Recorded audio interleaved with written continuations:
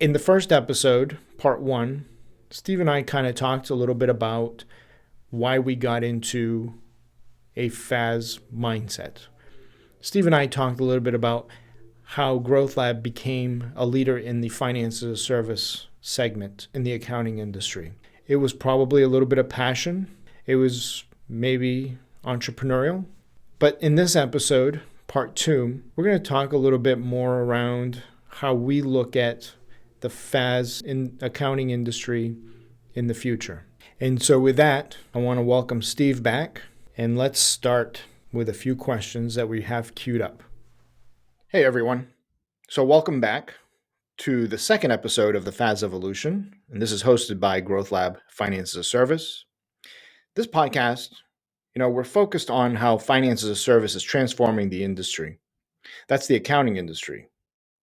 It's been around for hundreds of years. This notion of billable hours, transactional type revenue, that's not what the customers are really looking for. So join us as we interview thought leaders in the industry to ultimately help you, the accountants, CPAs, bookkeepers, and CFOs, move from a transactional framework to a FaaS mindset. Hey, Steve, how are you? Good, Dan. How are you today? Good. So this is our second episode, sort of a continuation of our last conversation. The first episode, we kind of gave a little bit of the backdrop, the why we're making this push around this new podcast and some of our newest content out social media and on our blog, focusing on the FaaS evolution. Yeah. And so last time we talked a little bit about our experience. There isn't a day that doesn't go by, especially when I'm talking to prospects or the market. We're not accountants. We're not CPAs. As a matter of fact, today I had the opportunity to speak to a college graduate, and his question was, well, how did you become the founder and CEO of your company? And I said, man, that's like 20 years in the making. And then he asked, well, what is it that you exactly do? I said, well, we've got bookkeepers, we've got accountants, we've got financial analysts, CFOs, and awesome tax professionals. But that's not what we do, right? That's the capability we have internally. What we actually do is we help design, develop, and ultimately execute on small, medium-sized businesses and venture-backed startups, focusing on their accounting and finance value stream. So in lieu of a company going out and trying to hire all of this capability, because the reality is most don't really need all of that capacity, we do that for them. So Steve, when you're out there talking to the market, talking to prospects, how do you translate your value proposition, our value proposition, to the market? If I was to boil it down, or when I do boil it down, because this was just in one of the conversations this morning with a prospect, what is it that we really do for customers? It's boil it down to cadence, rigor, and team. And any professional service firm, we are a people business, and we are all about our team. Without our team, we've got an amazing team. Without our team, we would be up a creek. But the reason the team is at the end is because we're not delivering time, we're delivering value. We want to deliver value to our customers, and we do that with cadence, rigor, and team. Cadence is how often are we meeting with our customers, and the rigor is what we're doing in that regular cadence, right? We've got bookkeeping, we've got controllership, we've got planning, we've got CFO, we've got tax, and that cadence, rigor, and team in each of those value streams is what we deliver to our customers. If I had to boil it down. Right. And cadence isn't just about the touch point with your customer. It's about what the customer needs, what that business needs on a regular basis, constantly and consistently. Mm-hmm. And, we talk about those three pillars, the cadence, the rigor, and the team. But the reality is part of our value proposition to the customer is this notion of like de-risking the people factor in how we do what we do when we do it. Otherwise, the customer is going to not be able to consistently and constantly receive what they need, what the business needs, if they have to be worried about a person coming, leaving. This is still a people business, right? So de-risking the human factor in all this is quite important.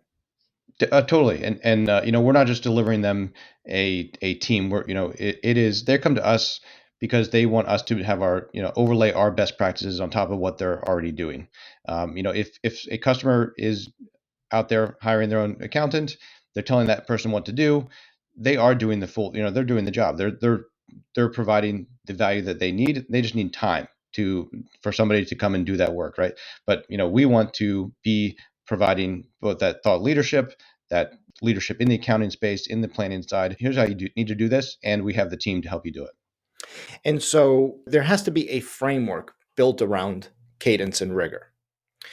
And I speak to other large CPA firms, top 100 firms. I just had a conversation yesterday with a Midwest top 50 firm. And we talked about the framework. It is easier, and which is why probably the whole industry has gravitated toward this. It is easier when the customer calls you up and says, hey, can you run my payroll? Hey, I have a couple bills that need to be paid. Can you send over a bookkeeper? Hey, I've got this tax notice. And it's easy to deal with transactional workflow because you don't have to manage the cadence and you don't have to put much thought into the rigor. Like, what is it that I'm doing? And so, for those of you out there that are still scratching your head asking, well, how do I productize this? Well, you need to start by developing a framework. And the framework, at least here, is the annual strategic business cycle for a business. And maybe we touched on this a little bit in the first episode, but to actually do this effectively and efficiently and be able to productize this service, right? I know that's probably used a lot. You need to have a framework. And so what we like about this framework of the annual strategic business cycle, and we did a webinar recently, maybe it was like 6 months ago with AICPA. The annual strategic business cycle helps define what a company needs and when it needs it. For example, right now, we're in the middle of planning season. And with planning season, you start building out your annual operating plan. And that is your budget, right? That is the budget for next year. And every month throughout the year, there are strategic deliverables that companies need. Now, not all companies are going to need this, right, Steve? So yeah, I mean, I think it's a great framework because it covers the entirety of what you need to do across the year, right? Like just like you said, here's what you need to do every month. The reality is, not all customers are going to need all 12 pieces, 24 pieces. But they do need to focus on their business, not just working in their business. And that is Right. part of our job. And that is what what this framework, that we are delivering, saying here's best practice. You need to spend time thinking about the strategic growth of your business and how you're going to do that. And the execution, that's where they're going to spend most of their time, right? Especially small businesses, you spend most of your time executing, getting it done, making sure you can hire, making sure that you can do your sales, your But marketing. what are you executing? You still need a guiding light, right? You need a beacon to define what is it that I'm executing. Otherwise, you're just behind the eight ball. Otherwise, you're being reactive, right? Yeah, Otherwise, the yeah. business is just being transactional, dealing with whatever comes their way. The annual strategic business cycle begins to move from that reactive to a more proactive business strategy so you know when to execute, what to execute on, and then what to be able to measure yourself on. And I'll leave it with this. We talk about what we do and how we do it, and we describe it with this like picture a bicycle. Remember those bicycles, the clown bikes? You had like the big wheel. I don't know if the big wheel was in the front or in the back, but you had this big wheel and you had the smaller wheel. And obviously you have the gears or the chain. You think about the annual strategic business cycle as the big wheel. That thing is a slog. It only turns once a year. Whereas the small wheel, it's turning 12 times a year. So the small wheel is kind of analogous to your accounting function. Remember, accounting is built on an accounting calendar, aka a cadence, right? It's all about cadence. Cadence, and then the bow tie at the end of the month.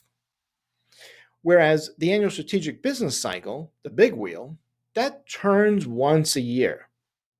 And there are deliverables that can be defined either on a monthly basis, a quarterly basis, really depending on the needs and the value that that business really Yeah.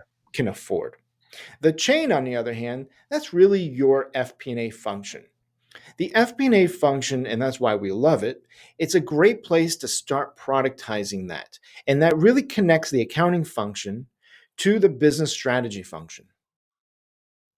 And it helps you measure, helps you report, it helps you tweak, it helps you like maybe change directions, right? It helps you adjust. Yeah, and I think that's what I love about the way that we've been able to set up our team to be able to deliver value to customers. Because that big wheel, you need to set that in place. There's things you need to think about, do with with your CEO, your CFO.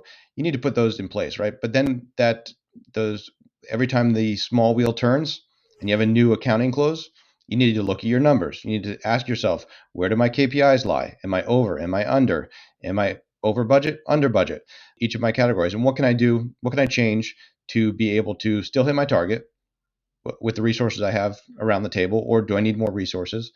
And going back to the team, it's a lot of customers come to us, prospects, and say, I need a fractional CFO, or No, you don't. I need a CFO. And you don't, right? You need to set up, you need to focus on your business. But once you have a framework in place, what you really need is a team that can tell you on a monthly basis whether you're at, above, or below your targets. 80% of the value on a on that monthly call is going to come from we set up the framework, we customize it to the company, and now we got to measure against it. Love it.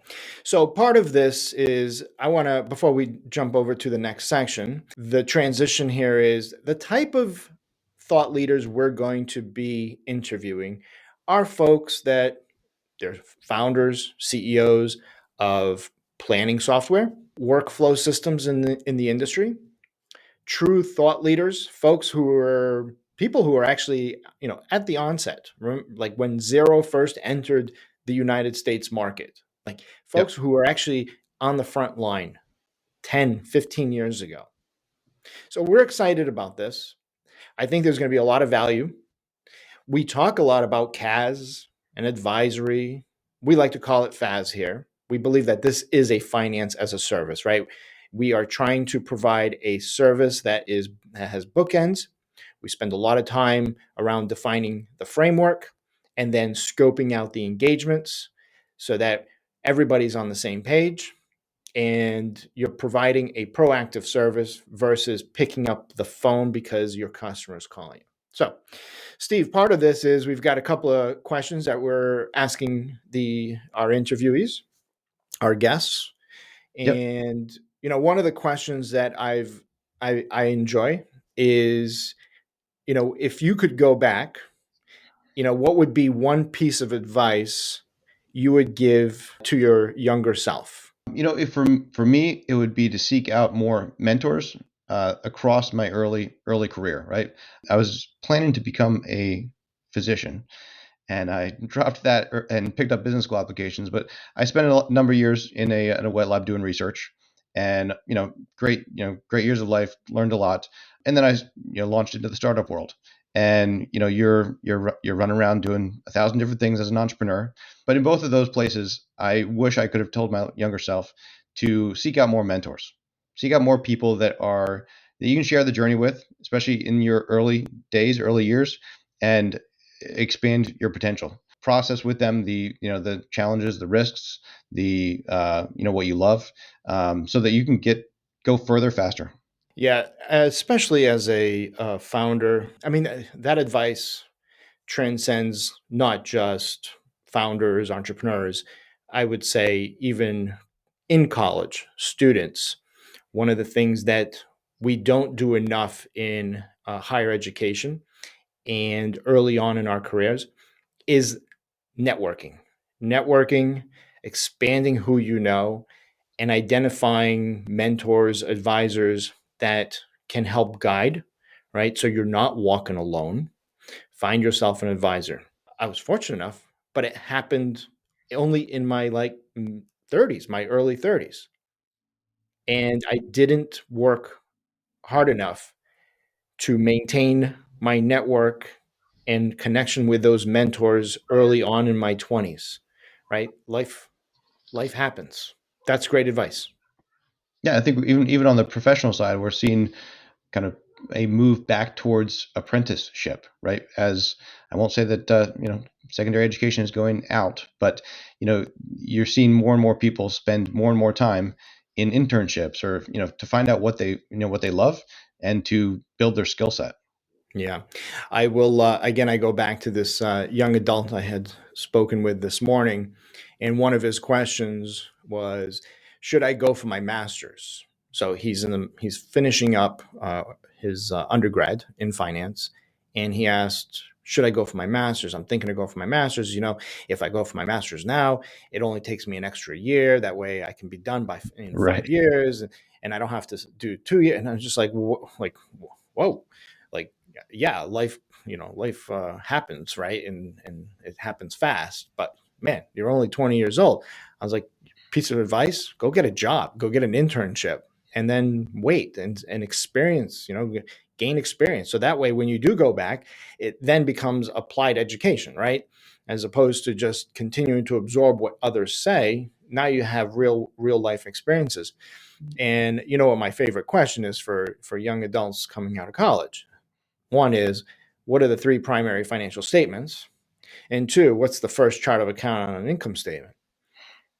And 9 out of 10 times, obviously I'm catching them a little flat footed, and they don't know, right? They really don't know what an income statement is. How the hell can you graduate from college, an accounting degree or a finance degree or even a business degree, and not know what is the first chart of account on an income statement or a balance sheet? Yeah. And this young adult did. And you know what I told him? I said, you got an internship this summer. Call me 1st of May. We'll figure it all out. But he wasn't calling me for that. It was for like a school project or something. But the fact that he could actually answer that, that's pretty impressive. So I think that's great advice. I think my piece of advice for myself, a younger self, would have been be more patient. Just be patient. Be patient with your career, manage your ambition, just be patient. And it's hard to be patient as an entrepreneur. We're moving fast. Just step back sometimes and chill. It doesn't mean lose the ambition. It doesn't mean like slow down, right? It just means chill. Just chill a little bit. And a plug for back to the annual strategic cycle. A plug for that is, if you have a plan, you can be more patient because you're seeing yourself progress, even if it's not going as fast as you want. You're seeing yourself progress towards the goal. Because if you don't have that plan, you're just like, your only goal is the next hour, the next day, the next week, the next year. And if you have that plan put together, it does give you the ability as a business owner, business manager, entrepreneur, to potentially be a little more patient. Agreed. So the next question for you is so not that we're going to, but if you could start a new business, Steve, de novo, like today, what would it be? And do you think you'd actually focus on the accounting industry again? Yeah, no, I think early when we got started with this, Dan, one of the things that we identified was any business that we wanted to look at, because we looked at more than just the accounting space, was they were all maintenance businesses. It wasn't all hammer swinging, putting screws into houses, but it's a maintenance business, like bookkeeping, accounting. It's a maintenance business. You need to do this with and for your business in order for the business to continue to operate, right? And all the business that we have looked at, or I'm just totally jazzed about anything that's a maintenance business. And of course, now it's everything as a service. Even how we describe our business is finance as a service. We didn't describe it that way back then, but we still knew it was essentially recurring revenue. As long as we can keep that customer, and we've got great customer retention, as long as we can keep that customer, it is recurring revenue. And we've talked to all kinds of maintenance businesses, whether it's laundromats, or you name it. But I definitely would focus on a maintenance business.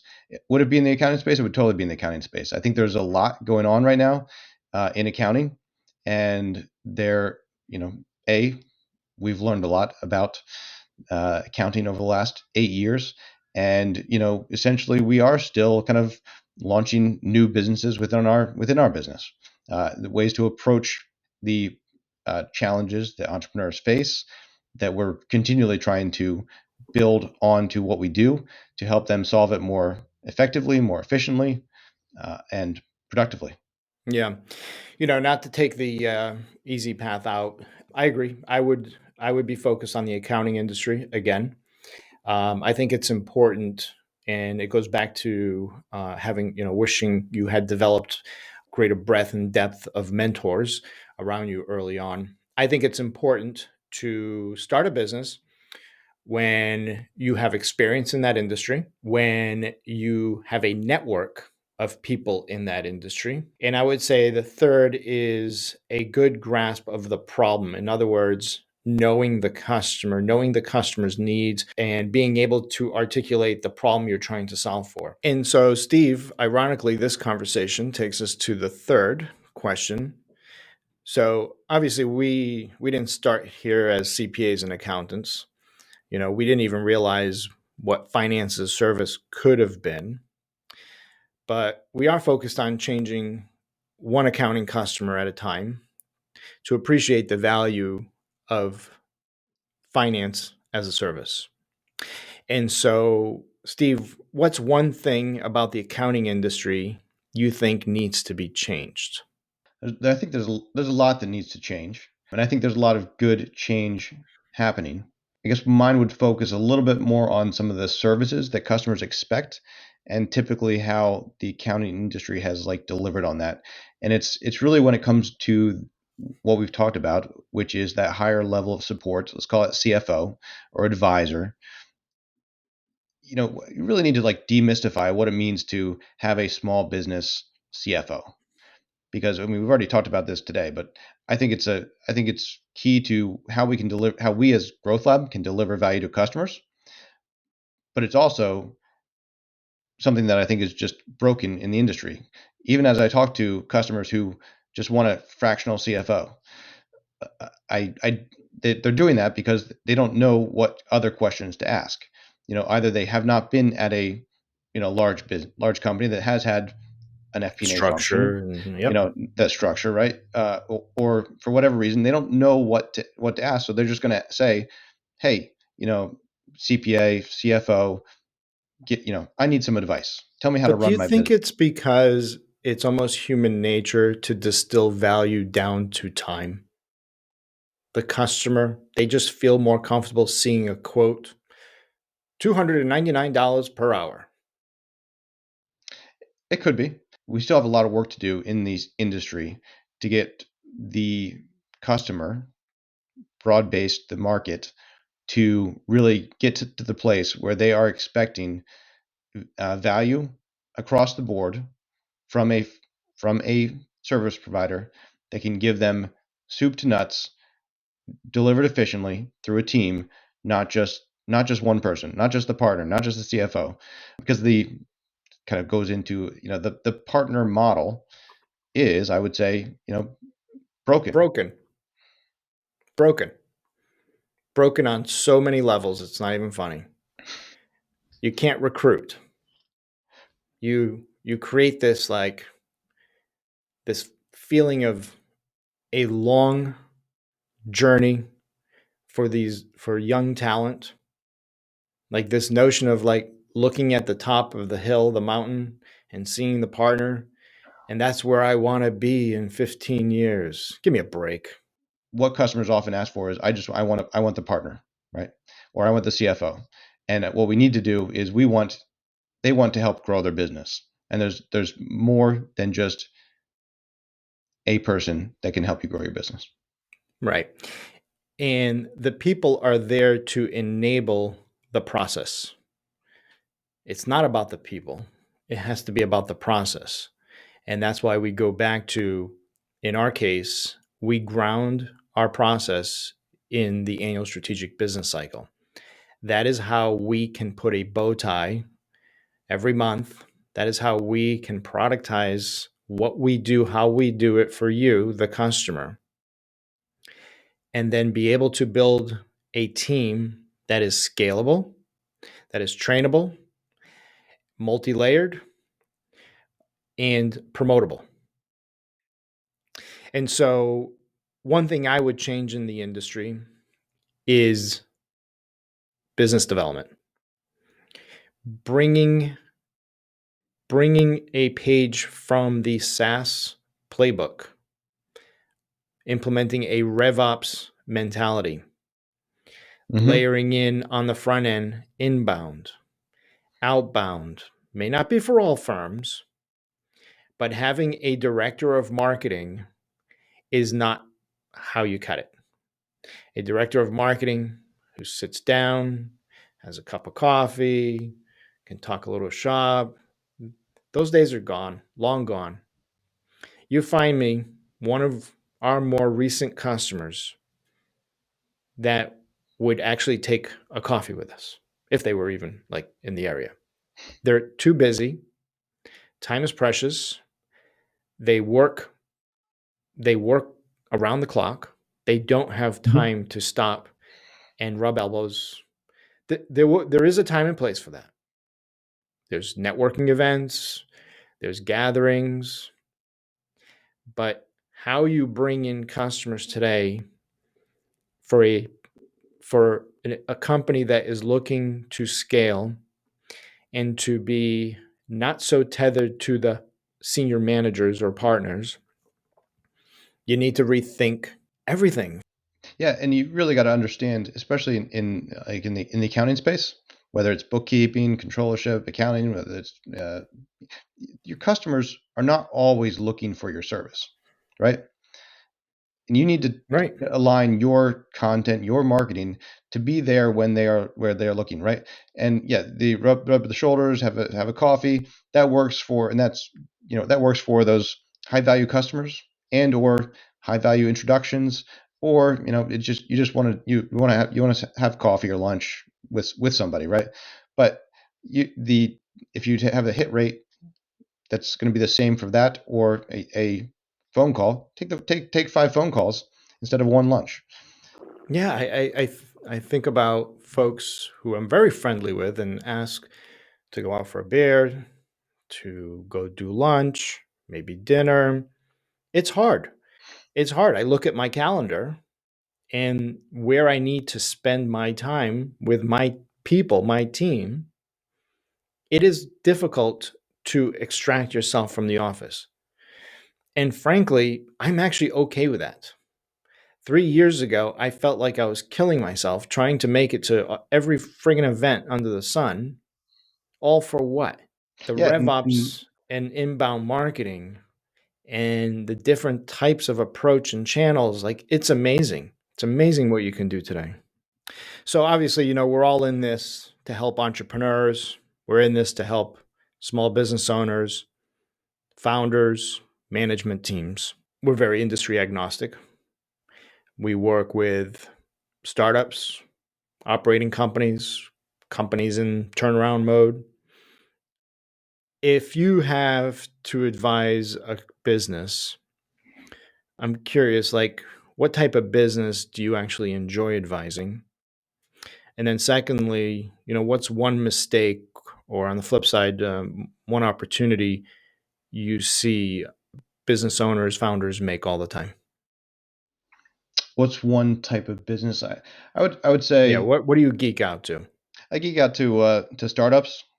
That's where I've probably spent the most time, and I feel like I can provide fast value because whether it's on the finance side, whether it's capital raising, whether it's dealing with hiring, retaining, options, 409As, like all of this stuff is none of it's like the most amazing, sexy thing, but put it all together, it's the journey that every entrepreneur has to go through.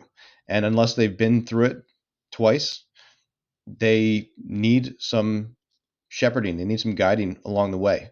And I was just on a call with an entrepreneur the other day, and I was like, what do you do at GrowthLab? And, here's what we do at GrowthLab. But I said, we've seen you have a question about startup world. We've probably seen it. I'm not saying we're going to solve that problem for you, but we've probably seen it, and we know somebody that we could recommend to solve it. But I really do enjoy working with startups and helping them navigate the early years and even the later years. But it's always something new and interesting. But it's bringing that cadence and that rigor to them that you can really add value. Because as an entrepreneur, especially early stage startup, they're going to bounce around. They're going to pivot. They're going to try and raise money from here. They're going to try and raise money from there. It's trying to keep them focused, which is the challenge. Yeah, there's very little structure with many of these founders. And I think that is one of the values you bring to the table. I would say the type of business I enjoy advising is more traditional manufacturing, multifaceted employees, customers. Like, I enjoy the manufacturing piece. And I really enjoy those customers that are transitory in their balance sheet, dealing with balance sheet challenges, whether it be long-term capital structure, working capital. I enjoy the manufacturing with balance sheet issues. And so, Steve, what's one mistake that you see business owners make all the time in the startup world? Let's focus there.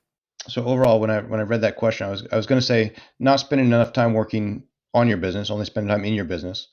And the second one was going to be what you already hit on, was not spending enough time on content marketing and developing content. I think in the startup world, they generally probably don't make those two mistakes as much. A, because they've got investors whose money's on the line, and those investors force them to think strategically, even if it's once a quarter at their board meeting. And they usually are dumping money into marketing more than they sometimes should, because they don't know where they're getting the right return.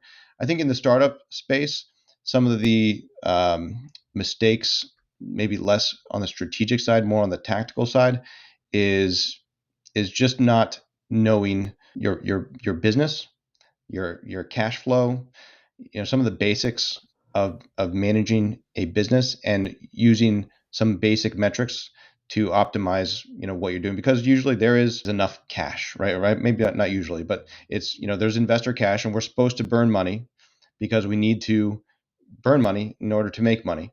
And even sometimes investors say you need to amp up that budget. And when they're not talking about the revenue, they're talking about the expense side. You need to hire more people. You need to spend more ad dollars. Get your name out there, get your brand out there. And so it's too easy to let other expenses just fall in there and not pay attention to it. But the really sharp entrepreneurs are the ones that are paying attention to their finances more than just, as you stated, the burn, right? It's not just about making the burn go down. It's making sure that you're spending that money in smart places, in smart ways. Yeah. I would say on the medium-sized operating businesses, the opportunity, I won't refer to it as a mistake. The opportunity I find is not focusing enough time or appreciating digital marketing, inbound marketing, and rethinking business development, just generally speaking. And I think one of the reasons is many have gotten burnt. You throw a little bit of money at Google AdWords, maybe you brought in a small digital marketing shop, thinking that spending $1,000 a month for a couple of blogs and maybe a couple of social posts, is going to drive revenue 50% in the next 2 years. That's not the case, right? I feel like there's and maybe it's a generational gap, right? If you are in your 40s and 50s and 60s, this social media, digital marketing, RevOps, all these tools, it's just foreign, right? I remember in 1999, when I started my career, I was in sales. I was actually international sales manager for Latin America. And I worked with folks who were easily 20 years older than me. And I remember the Rolodexes. And I was like, there's no way I'm going to have a Rolodex because I got my laptop. I got this little Nokia phone. I'm always on the road. I was flying. I can't bring a Rolodex with me. And so I remember my first CRM. I think it was called Act. And it was like installed on your computer, right? I think it was up until salesforce.com came, your CRM was like either a Rolodex on your desk or a Yeah. application on your computer. And I can just imagine back then, like for those guys, that must have felt weird, right? And here we are today in our mid 40s, 50s, 60s, looking now at things like inbound marketing, HubSpot, Google Analytics, Yep. Google Search Console, SEMrush, Crazy Egg. My God, the list keeps going. And it's just like, holy shit, how can somebody who's owned a business for 30 years really be a master of that domain? How can somebody who's been in business for 30 years feel confident in hiring a marketing analyst? They don't even know the first thing of like, they can manage them, but they don't know what they're managing them to. I think it's because in order to do it right, you need digital marketing to be a core competency of the business. Right. And it's Agreed. hard if you have been running the business for 30 years without that to somehow make marketing a core competency of the business, because more likely than not, networking and business development were your core competencies of your revenue generation, not 100%. not marketing. And so you try to hire a firm to do that, and that solves some problems. It might solve the content marketing, but it doesn't make marketing a core competency of the company. And And you will until lose patience.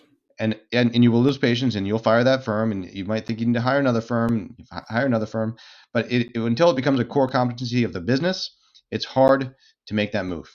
and Agreed. and whether it's hiring somebody that's going to make it a core competency, whether it's spending the time to make it a core competency of you, the business owner, it needs to be a core competency. All right, Steve, we're coming to the end here.